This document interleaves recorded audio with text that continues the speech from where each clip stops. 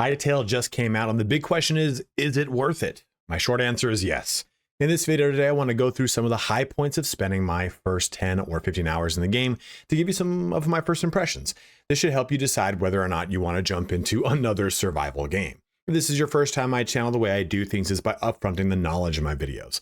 Like I said, yes, Hytale is actually in a far better place than I thought it would be for an early access title with so much hype behind it, especially one with a wild development like this one has had. There's an extreme amount of variety across the monster density, animals, biomes, zones, different materials to craft and build from. It's shocking to me that they want to spend an extra year or two in early access to help develop the game further. It feels like there's already so much. Keep in mind, this could just be the honeymoon phase here where all the blemishes haven't shown themselves just yet, but the majority of this time has been spent building and having a blast with all the systems the game has to offer. With that being said, it's worth noting some issues the game has right now.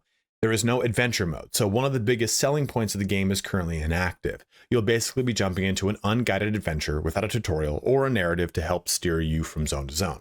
I'm unsure if that will take the full launch to come to fruition or if we'll get a sample during early access. Also, there's a lack of any kind of server or admin controls that I can find, I guess, anywhere. So you can't do much editing to your server's rule set. Creative and modding tools, though, are already accessible, so I expect a ton of fun stuff to come out very soon to add a lot of this, or just official patches that unlock more customization. Lastly, the current systems are not overly complex right now. Each weapon plays differently, but it's just a matter of powering them up. And the game is positioned with having an RPG system, so until that comes out, combat will be fun, but feel very samey from weapon to weapon. I've also not played with magic just yet, so I'll reserve my review of that for my next video. I'll be doing a follow-up to this video at 20, 30, and 40 hours to give you a progression of my enjoyment of the game. Now, there are creator codes, which you can use to give creators, such as myself, a 7% commission of the game, but in the scope of keeping this a review focused on delivering just pure info, I shan't be discovering or disclosing mine in this video. I'll put in my other ones, but this is meant to be a relatively unbiased, I said relatively because I love survival games, opinion of the state of the game, rather than one aimed at hawking an affiliate code at you.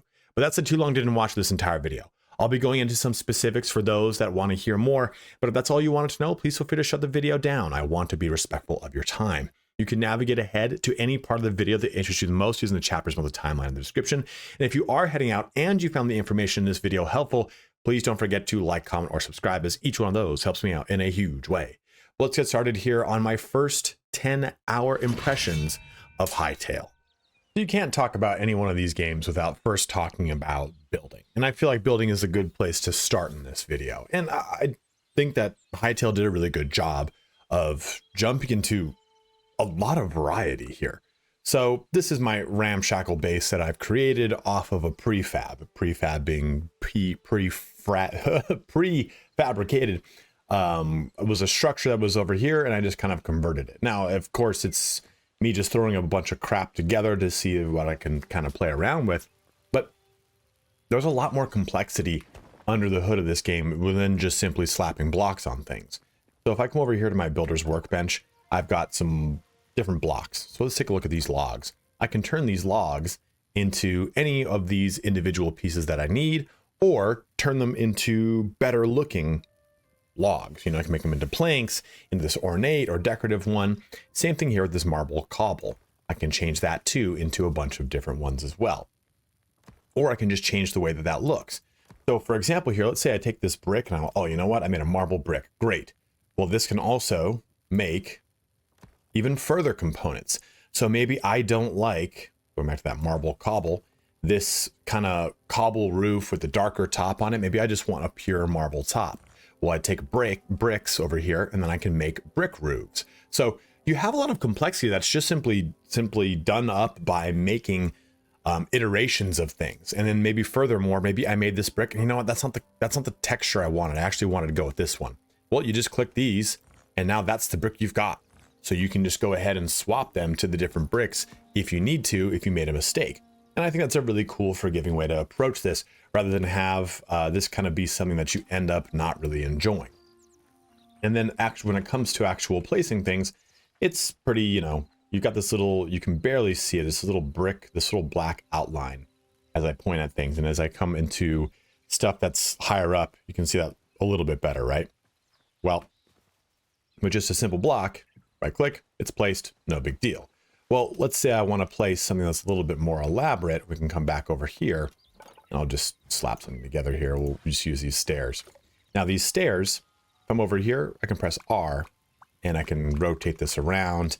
And it's got a pretty smart capability here to realize, okay, the angle in which you want to place this is obviously going to try to hit these two locations versus if I go to place this here, it'll be like an actual step. So you can place this as you see fit, and there's auto corners that are created, like this one right here is a corner. That's right there is a corner. You can have a lot of fun doing this. So I think building, I'll be honest with you, the majority of my playtime has been spent building. I last night just got on a tear and ended up making this, it's again, ramshackle looking little hovel of mine that now I like coming back to. I can range around the map and come back to this. And I made like a little stable here that will eventually house the horses that I cannot seem to find in this goddamn game. They're somewhere around the plains and I just can't find them, but I will. The one horse I did find was a skeletal undead one, and then I slapped its ass on accident and it launched itself into the ocean. So I got a lot of good things going for me. Moving on to the topic of combat. And I think combat's in a pretty cool place right now. Now, let me make this distinction. I have not played Minecraft in a long time, like I've said before, so I don't know how Minecraft's combat feels nowadays. Minecraft felt really, rudimentary because I was playing back when it was like in its quote unquote early access stage. And then when Mojang just like released it, I had played around that era of Minecraft. I don't know the Minecraft now that is so much more complex and deep and has such a huge modding pool behind it. So I apologize for my ignorance in the comparison here. But I do like the combat quite a bit. It's a lot more fast paced. It feels more like a hack and slash style of action RPG. And I don't want to say it's not forgiving. It's just that the early portions of it, you kind of don't know how you can sidestep a lot more. You kind of maybe think of it initially as a Skyrim where you got to be just up front and you're just slashing. Like, no, you can sidestep and move around. And as you start to encounter harder and harder enemies, they will replicate that movement against you. In fact, I was pretty surprised that as I came across some it was like, I think it's called like a cindered or burnt skeleton warrior or knight or something. It was holding down its block way more. It was sidestepping me. It was trying to flank around me like I would on it. So it was cool to see that there is an advanced, I guess, AI when it comes to fighting against these monsters that I've barely scratched the surface of the monsters that I've really dealt with. And I haven't dealt with any in the volcanic biome, which are supposed to be way harder and what have you. So you get access to quite a fun little foray here in combat. Now, combat too is worth noting. Depending upon the weapon you use, that'll dictate the terms of your combat. A bow and arrow is quite strong, does a lot of damage, but as soon as something closes distance, you really need to flee, just like the AI will sometimes do if you do it to them, or switch to a close combat weapon. Now, I've used the sword, I've used two-handed weapons, and you either choose, speed and having a shield, or heavier damage and slow attack speed. You can go to daggers, which is kind of like all-out aggression, a lot less defense. So you do have a lot of different play styles. Now, right now, and I don't know if there's any in their future plan of this, but there's no skills to apply. You're like, hey, I don't have a skill tree or anything like that. It seems like eventually we'll have the ability to jump to different things, but right now it's very bare bones. You pretty much just hack and slash things, build up this meter, and then the meter gives you a special attack from that specific weapon. So again, very rudimentary, but also very enjoyable. I'm not finding myself bored with the combat. Again, I'm only 10 hours in. Now, one thing I do also want to talk about is just the size of this map. What you see right now is kind of think of it as this is what your viewable range is. This is not the size of the map. As you can see over here, I was over in this location and died. But when you shift that location, this circle follows you. So everything over here will kind of become enshrouded for the most part, and you'll be able to see this whole new circle. So basically, you can't see the whole map. And maybe there's certain circumstances in the game that are down the line that I haven't seen just yet, but they will maybe reveal more of the map. I don't know. But I was like, well, okay, map's not that big. And then as I pushed over to this region and it's shifted over, I was like, oh no. And the map will just grow in the direction that you go, right? And And when I say grow, I just mean that's the location that is revealed. I don't know the max size of the map. I don't know the max size of biomes or zones or anything like that in this specific game mode, but it is just kind of worth noting that this map is really big. So when you create a world in this game, you have 3 options: adventure mode, exploration, and creative. The only 2 that are currently in the game right now are exploration and creative. Creative is basically just you're in there and you have almost full control of the game. You can do all sorts of crazy stuff. It's the beginning of the developer tools to get into stuff. There's an even different side of that, I think, when it comes to actual modding tools, but that's the kind of start. Exploration is pretty much just, hey, you can build, craft, survive, and find a way to restore what was lost. I don't know what that means. Well, that's kind of ties into the memory system of the game. But this system is kind of more like Minecraft, is what I'll say. If Minecraft, you're just dropped into the world, you spawn, and it's a sandbox.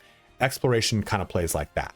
So it's worth talking about these worlds because these are what we're going to experience for now. Adventure is what the game's selling point is, and it's the RPG driven portion of this whole entire thing. It's got a narrative, it's got quests, and it says unavailable during early access. So I don't know if that changes over time. And just to show this is the only settings that we currently have access to. So PvP and no PvP, fall damage or no fall damage, your day-night cycle and its time, how much inventory is dropped per death, resources lost on death, and durability loss on death. Those are the only settings that we have access to in the actual world customization right now. So, and I'll talk more about this later, but I just wanted to show off how the world selection works. And then you create those worlds either locally for yourself, or you have a server that you have hosted that is one of those worlds, and you go to town from there. So this I use for like my own kind of testing purposes, and this is my hosted server that my channel members join. A big question that you're going to ask yourself, though, is how much content does this game have? And I think there's quite a bit. I've barely left the first biome, and I have found so much dungeon to delve into. I found so many different crafting materials to make items out of. I found so many different types of animals. And I've had friends that have gone on to different biomes and have found even crazier animals. Like there is an entire desert biome where there are tons of desert themed animals there. There is a volcanic biome where there's undead horses and skeletal minions and all these like weird chaos looking dudes. So the complexity is there, the variety is there, and I've barely even played in those different biomes because I'm so locked into the initial one, Emerald Grove.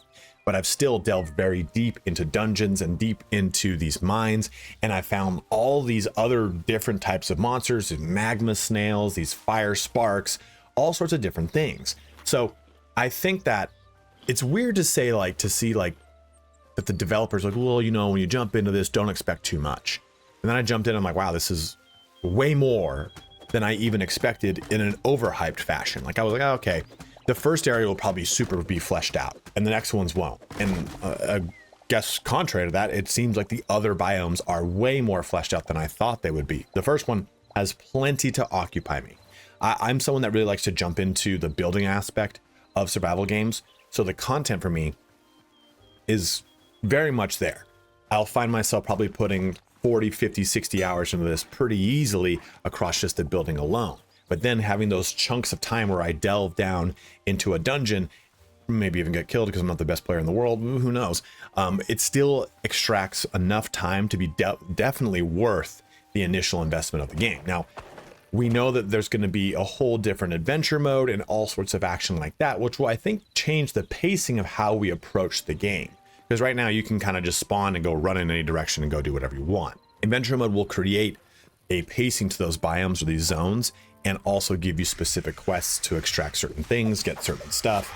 There's a lot of items you get where like, I don't know what this is for. I think it's meant to be used in adventure mode. But regardless, I think what you're really going to probably enjoy with this is just playing with like a couple friends. I have a dedicated server that I've booted up for the channel, and I think it's enjoyable.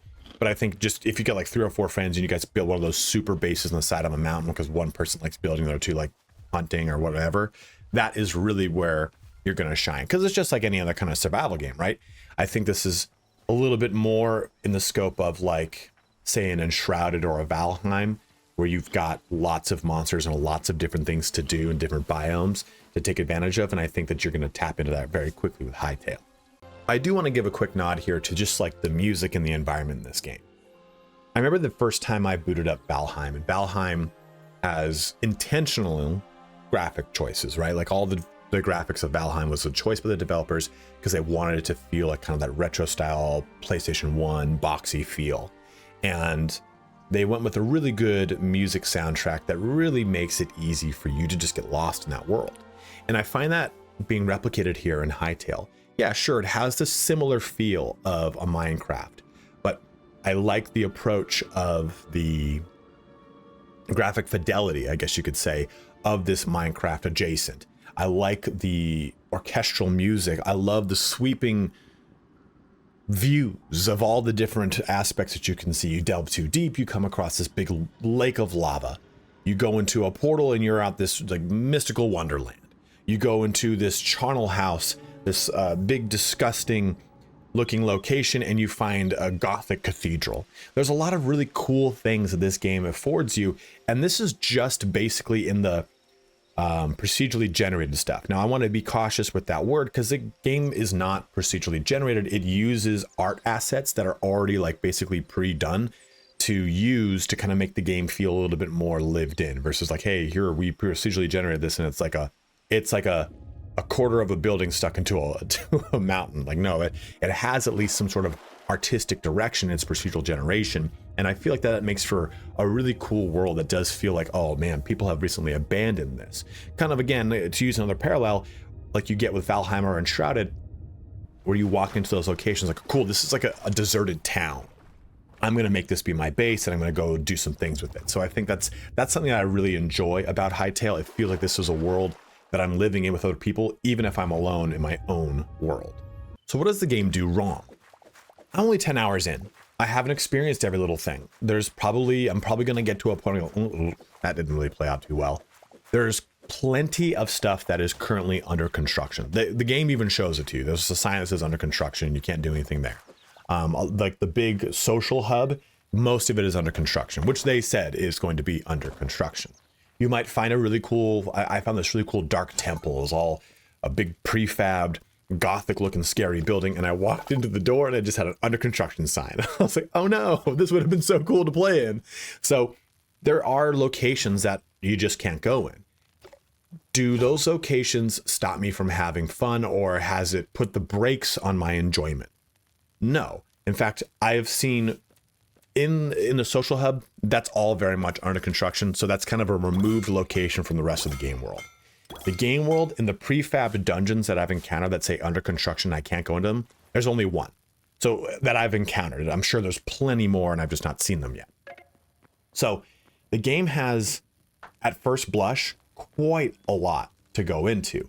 I think though that right now, some of the stuff I really don't like is I don't have access to any kind of admin tools. I'm using a hosted server, and that server doesn't have any kind of admin tools. And it's the same thing here if I were to create that world on my own.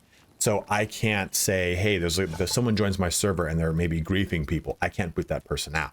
I also can't edit any rules on that server. Maybe I can through editing an actual file, like a .ini or anything like that. I'm not savvy enough to know those things in the back end yet until someone says, this is how you do it. So maybe that's something that I can do, but I can't create an admin list. I can't have my friend be an admin, and I don't really want to abuse like admin rights and creating a bunch of things in the world, but maybe someone gets stuck. Maybe someone needs help being rescued from something. You can use those admin capabilities. So I think right now, and that's, I'm sure, something that's definitely coming, and there's just not a lot of granularity or at least capability to do much to worlds. You can change like their day-night cycle. You can change PvE or PvP. You can change how much loot is dropped when you die to like none, partial, or full, but that's really it. And that's if you create a local server. I'm using, like I said, a hosted solution, and I didn't have the choice to make all those different variables. So I think that is something that definitely falls short because people are going to be playing the game in that purview. So having access to all of that is going to be crucial to the longevity of the game. And like I said, I'm pretty sure that that is coming. Also, too, there are some assets that are just kind of missing.